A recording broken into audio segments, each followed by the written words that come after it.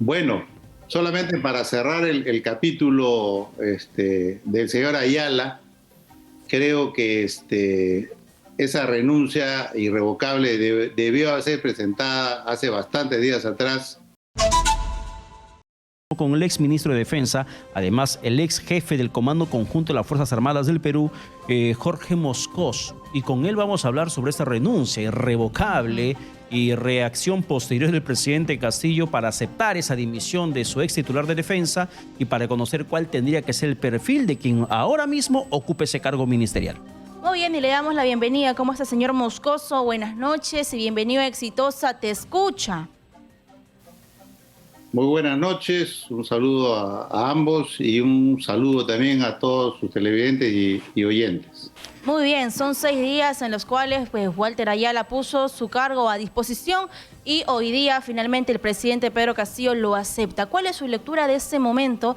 Principalmente por la injerencia que han denunciado el señor Chaparro y el señor también de la FAP, ¿no? Diciendo que José había Vizcarra. Claro, Vizcarra y Chaparro con esta injerencia en los altos mandos militares. ¿Cuál es su visión? ¿Cuál es su lectura? Bueno, solamente para cerrar el capítulo del señor Ayala, creo que esa renuncia irrevocable debió ser presentada hace bastantes días atrás y el presidente Castillo no debió haber demorado tanto en aceptarla, porque ha generado una situación de inestabilidad dentro del gabinete, dada, digamos, que esta persona es una persona no calificada para el puesto de ministro de Defensa. Hoy ya se acepta la renuncia y, bueno, se cierra un capítulo también no muy bueno para el sector de defensa y para las Fuerzas Armadas, justamente por esta injerencia, digamos, y esta destitución o este cese de estos dos generales en los puestos de comandante general de Ejército y Fuerza Aérea. Así que estamos atentos a ver cuál es la decisión del presidente hacia la designación del nuevo ministro, ¿no? Pero ahora, ¿cuál tendría que ser el perfil? ¿Tendría que abocarse a una persona directamente ligada a las Fuerzas Armadas? ¿Necesariamente tiene que ser alguien vinculado a lo que significa la defensa de la soberanía nacional, de conocer cómo es el mundo de las instituciones castrenses? Fíjese, realmente, en primer lugar, la persona que designe el presidente tiene que ser, en primer lugar, una persona con una trayectoria de vida intachable. ¿Por qué? Porque estamos hablando de un profesional, una persona que va a dirigir uno de los sectores, no desmereciendo a los otros, pero uno de los más importantes de nuestra patria, la nación, que es el sector defensa y por ende las Fuerzas Armadas. Entonces, tiene, digamos, que ser una persona con una trayectoria impecable desde el punto de vista profesional, con una preparación también en los temas de defensa.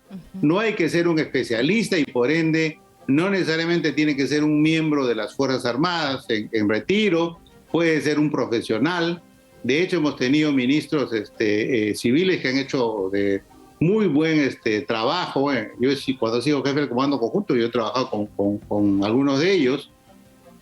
Pero sí es muy importante que conozca de gestión pública, porque el sector de defensa es un sector muy, digamos, especial en lo que se refiere a la parte de gestión. No nos olvidemos que no solamente tiene que gestionar el ministerio mismo, que de por sí ya es toda una estructura orgánica bastante particular, sino que tiene que tener también una supervisión y una interacción con los comandantes generales de las Fuerzas Armadas y jefe del Comando Conjunto en objetivos de gestión relacionados con la defensa y la seguridad nacional. Entonces, no puede ser una persona no preparada y mucho menos, digamos, como ha sido con este señor Ayala, entrar, digamos, o tomar, digamos, dirigir el sector y generar actividades o decisiones cuestionables desde el punto de vista administrativo e incluso, digamos, que, como yo recomendé en la mañana, ameritarían, desde mi punto de vista, control de gestión, una acción, una supervisión, una auditoría de control por parte de la Contraloría, porque hemos tomado conocimiento de decisiones administrativas o legales aparentemente con una intencionalidad, y eso definitivamente amerita pues una acción de control, ¿no? Así, justamente sobre eso, pues decía ayer el ministro de Justicia Aníbal Torres que el presidente puede hacer los cambios que él quiera sin señalar los motivos, eso lo dice la ley. Sin embargo, la Carta Magna en el artículo 172 dice de que los ascensos son conforme a ley y que el presidente debe respetar lo que se haga según cada institución. ¿Cuál es la visión finalmente? ¿Puede o no puede cambiar el presidente a los altos mandos militares? A ver, hay que separar, digamos, los dos aspectos que han sido materia, digamos, de análisis en estos días, ¿no? El otorgamiento de los ascensos para los generales y almirantes, de acuerdo a lo que manda la ley y la Constitución, los otorga el presidente a propuesta del comandante general de cada institución. Y esto es un proceso administrativo, un proceso institucional que se inicia en enero y termina en la quincena del mes de octubre. El presidente tiene la potestad de otorgar o de no otorgar, pero lo que no puede hacer ni el presidente, ni el ministro, ni nadie, es cambiar la propuesta del comandante general. Si el comandante general, en base a toda la estructura institucional y a los procedimientos internos, determina una propuesta, el presidente tiene la potestad de otorgar o no otorgar el ascenso, como ha sucedido en algunas oportunidades, no muchas, pero sí ha sucedido. Ya, pero almirante, ¿y dónde quedaría esta expresión que tuvo el exministro de Defensa en horas de la mañana cuando menciona que por primera vez en su gestión ministerial se dio este proceso de ascenso con total transparencia, sin ningún tipo de contratiempo, sin ningún tipo de irregularidad? Todo ha sido transparente y completamente pulcro. Eso da a entender que anteriormente había tanta situación irregular, hasta de corrupción en el proceso de ascensos.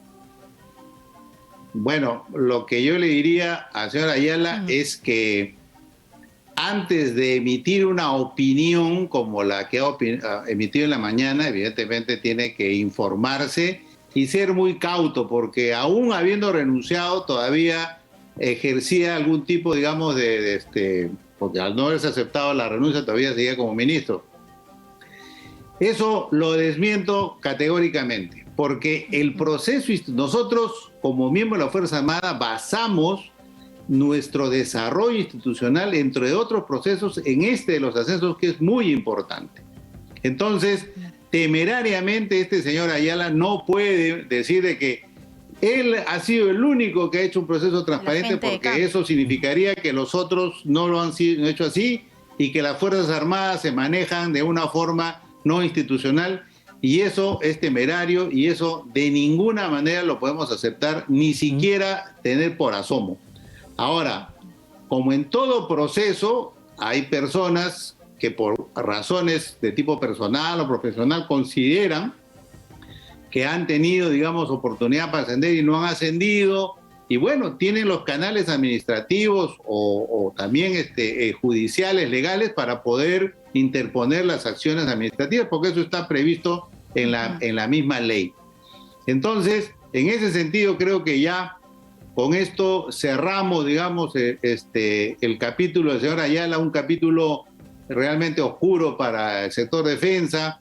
Creo que en estos 100 días no se ha avanzado en gestión, habiendo podido hacerlo, y lo que ha ocasionado el señor Ayala como conclusión es que definitivamente no ha colaborado él en fortalecer la institucionalidad de las Fuerzas Armadas. Por el otro lado, sí es cierto y es potestad, también la ley lo define así, que el presidente de la República, como jefe supremo de las Fuerzas Armadas, designa a los comandantes generales y al jefe del Comando Conjunto hasta por un periodo de 2 años. Y este periodo de 2 años que manda la ley no está puesto, Sí, digamos, de una manera así aleatoria o que porque se ocurrió, porque de acuerdo, digamos, a los procesos institucionales A la que se meritocracia. basan en el planeamiento estratégico de los institutos, el periodo de 2 años es el periodo en que normalmente un comandante general tiene la oportunidad de desarrollar gestión. Ujú. Y eso es, digamos, lo que se conoce como continuidad institucional. Muy Ahora, bien. ¿qué ha ocurrido aquí? Por eso es que viene, digamos, la reflexión, que terminado el proceso de ascensos, y aparentemente por una injerencia de tipo político que todavía está por determinar, ha habido, digamos, este relevo de los comandantes generales a los 3 meses de haber sido designado. No se cuestiona la legalidad, pero sí llama a la reflexión que haya sido relevados en 3 meses. Y acá viene la otra parte. ¿Cuál es la razón?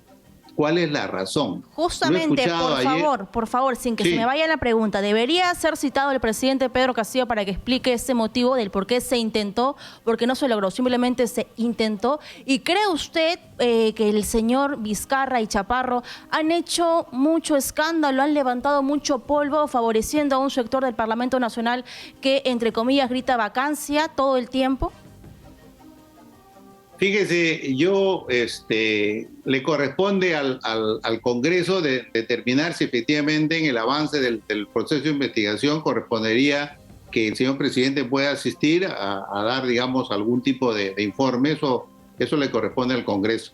Lo que sí yo le podría, digamos, comentar es de que los 2 ex comandantes generales, al informar esta situación, no es que hayan levantado polvo ni hayan buscado favorecer a determinados sectores del Parlamento. Lo que ellos han hecho, y me parece muy bien, es expresar desde su punto de vista, ya como ciudadanos, porque ya pasaron al retiro, la situación no normal, anormal que se presentó durante este periodo post 15 de octubre, que fue el día en que se presentaron los resultados del proceso de ascensos.